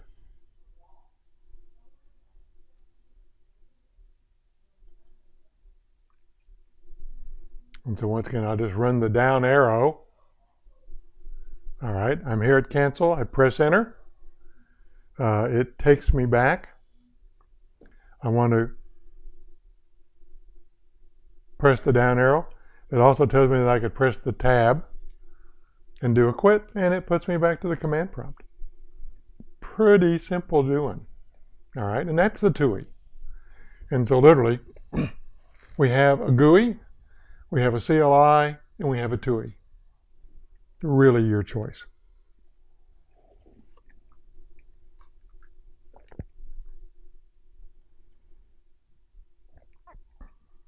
Last section, 6. I was going to do some more work here with the IP command. All right. Now, once again, as we look at the IP command, it's new. There are some very similar components to it in the IF command. And once again, the new command, as I showed you during lecture, is the IP command. But both commands moving forward should be available. So let's just do IP. And that's link, address, adder label, route, rule, neighbor, which is ARP. All right. I probably did that demo for you. And then there is options, all right, that are available. Now, once again, you make changes, they are non-persistent. All right, we good with that? Okay.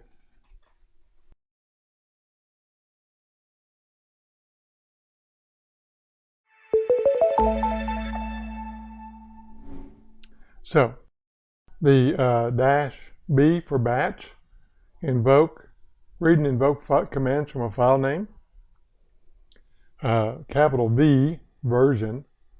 And be careful, sometimes a capital V or a lower V becomes verbose. All right, statistics obviously are available. And then there is an IP8 man page to describe all of the options. And so back over here, and you notice that up here in the corner, it's 8. And so I didn't need to actually specify section 8. It takes me to what is the 8th section, which is usually used for administrative commands. All right.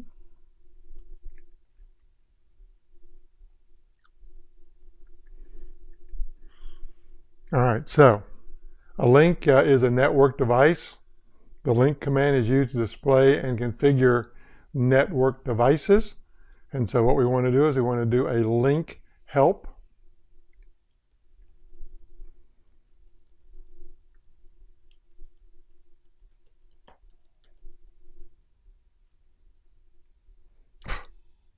Gee, that looks like it's verbose.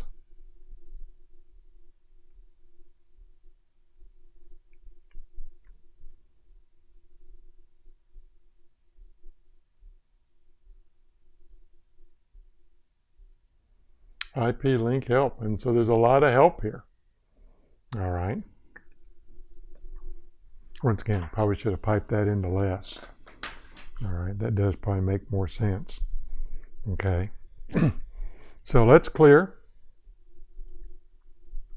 because I think we're going to run that IP link command without the help on it. And so once again, we have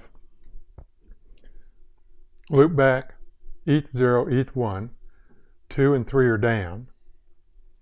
We then have VR, BR0, VR, BR0-NIC. All right. And so those are all of the links that are there, okay? And that we have 4 NICs, 2 of which are hot, the other 2 are not. And the nmcli device status command brings back the same sort of information. And so once again, there are multiple ways to skin the cat, all right, multiple ways to get information, all right.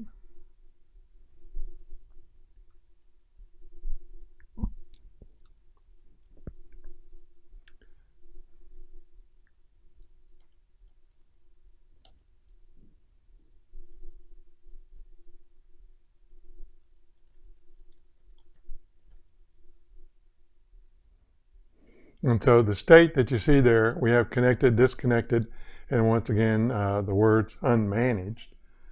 If I do just the device command, well, there's not a lot of difference, all right? Just so you know, there's not a lot of difference. And so the typical workings for the nmcli commands are that if you do just the primary object, in this case the device, the requirement for the status command or the status argument is not necessarily required, okay?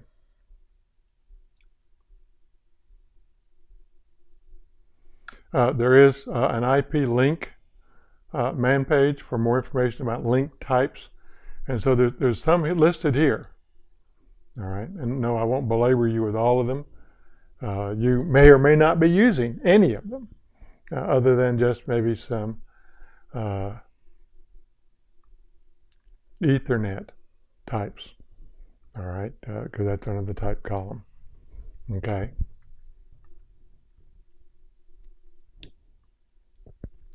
So we want to run the IP link, add link, ETH0, name ETH0.10, type is VLAN ID 10, and then when we do the IP link command, we get this new entry here at the very bottom of the output.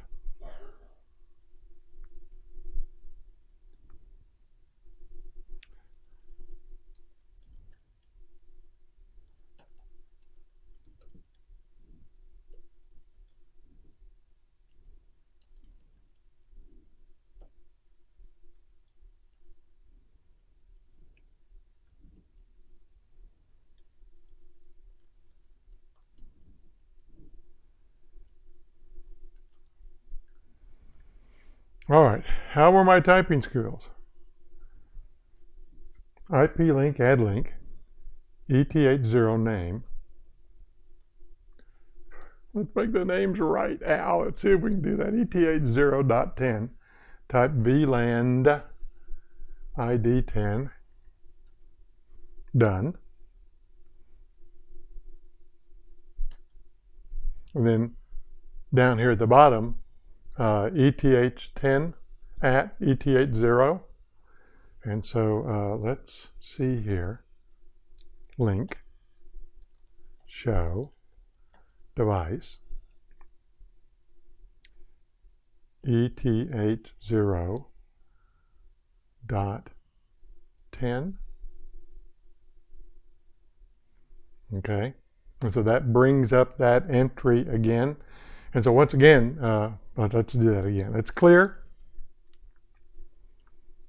The previous command was just the IP link command. And so I did a show for the specific device, and that brings up just that one device. And so once again, I am more inclined to do the show device with the device name once I know what the device name is than I am just to do an IP link command by itself. But you can make your own judgments, all right. The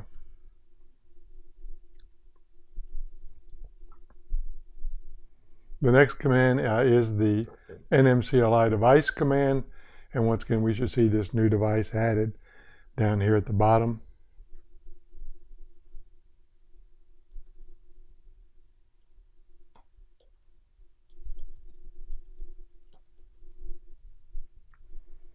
And once again, with a little manipulation of the nmcli device command, I can show just a specific device. All right, nmcli. Ooh.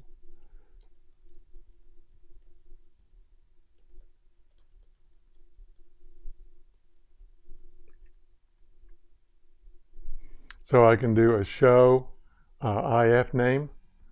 All right, in this case, help show, and so that was ETH0.10. And there we go. And so once again, do I know all the command syntax? Oh, trust me, no, I don't. But one of the things I have learned over my life is not to remember each and every command, but remember where you can go look it up. All right. Once again, my brain as you get older is so full, I may not be able to remember additional information. All right, so we're going to change the MTU. Now, first of all, I'm not big into changing the maximum transmission unit. This is an example, all right? No, this is not something you should do. Because while I can change it on the NIC, if I have a switch out there somewhere that I'm going to route through, and we don't also change the firmware on the switch to make the maximum transmission unit from the NIC and what is being expected on the port on the switch, you're going to have issues. All right, that's literally the best way to do it. We'll do this. We'll show it to you as a setting because we can also then do the IP link show for the ETH0.10, all right, to show you that we were able to change the MTU, all righty. And so we'll go back over here. And I put the word device in. The format doesn't show that I need the word device, and I don't. All right, so the IP adder command, show device, but the IP link show, and whether I have the device there or not,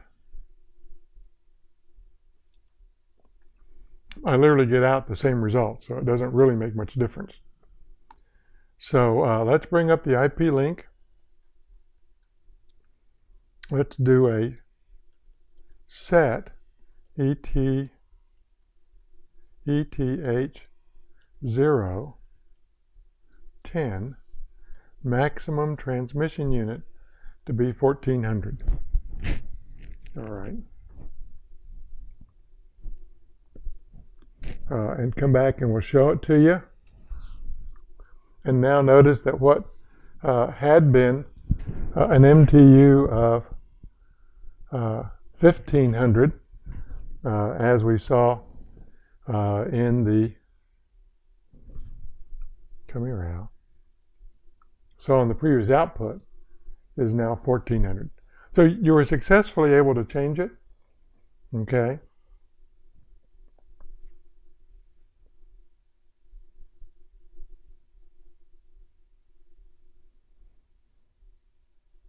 They did an IP link, but I did a show for that specific device. And once again, I got to see where we had gone in and made that change.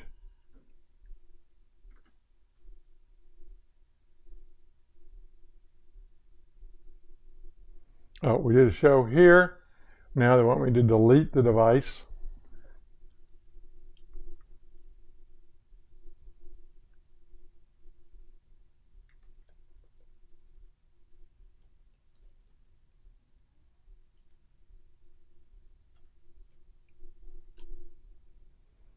Does not exist. All right. And so once again, it's obviously a little bit different format than what's in the book, but you're in class for a reason. All right. Okay. And so you have one solution in the book, and as your instructor, I can give you other solutions. Okay. Continuing on, IP adder. It's used to display and manage IP addresses on network devices. The IP adder help command here, once again, it can be quite verbose. All right. And so what we want to do is we want to note that the IP adder objects provides 9 commands: add, change, replace, delete, show, and I've been using the show command, save, flush, show dump, and restore. There's an IP address man page for more detail. And so you've seen the IP adder command just separately, and once again, comparing it to the ifconfig-a command. I don't know that I need to do that again. All right.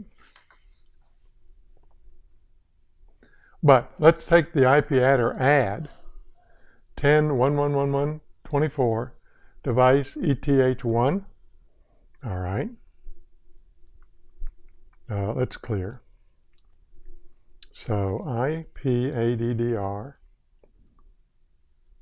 10.1.1.24 to ETH1.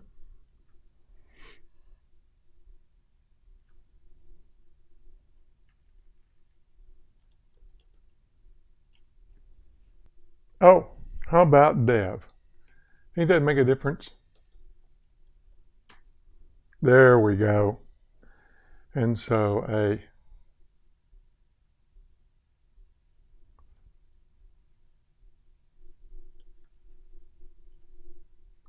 now that the 192.168.1.2.102 and the 10.1.1.1.24. All right. Now it says I don't need device.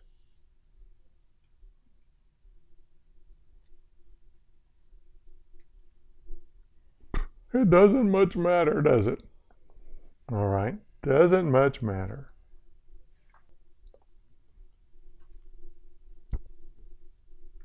So once again, I can do a show device or just a show, and either one gets me my results. We can do a del. All right. Now, and see, that's what I find strange. Sometimes you need the device, sometimes you don't, and you put the device in, and it runs fine. Ladies and gentlemen, once again, I haven't got that all figured out yet. I've gotten in the habit of using dev because I know that at least with the IP adder command that works. Okay, just so you know. So what we want to do is we want to do then another show device to show that address went away.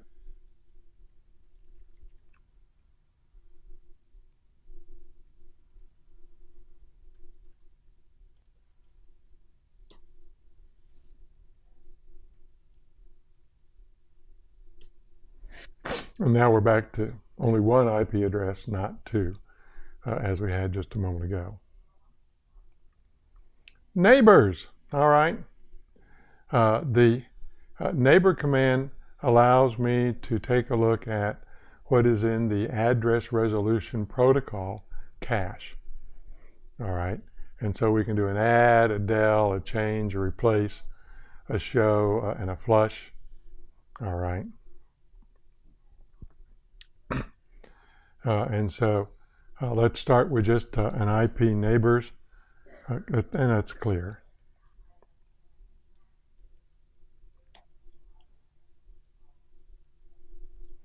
Now, I just said a word a moment ago that is neighbors. N-E-I-G-H. Nay! Sounds like what a horse would do. But the truth of the matter is, it's the first 5 letters of the word neighbors. All right. And so right now, as we look at neighbors, there are no neighbors there because we didn't connect through a network interface. We connected through a port number. And so the notion here of pinging dome 0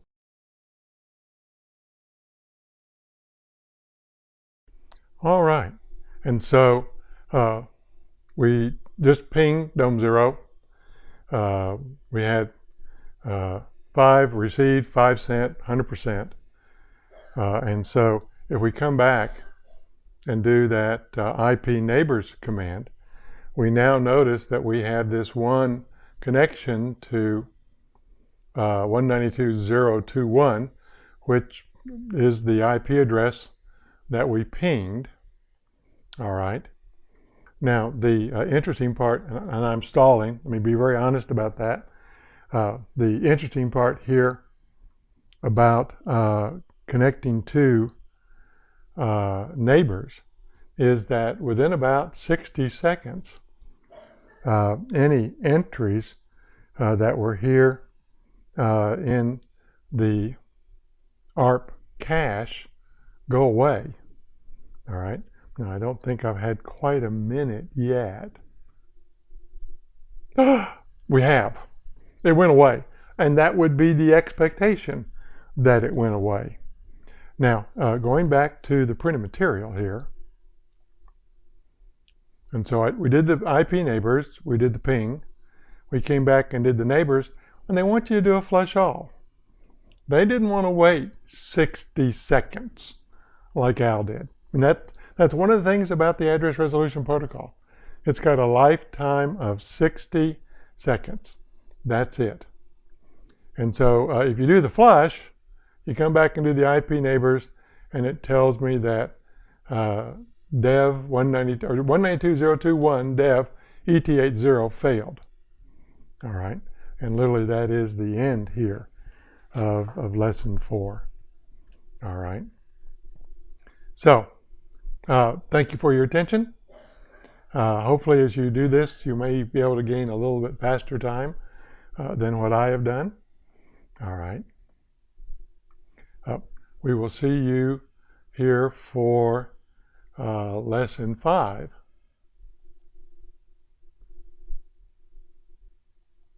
On system configuration in just a short period of time.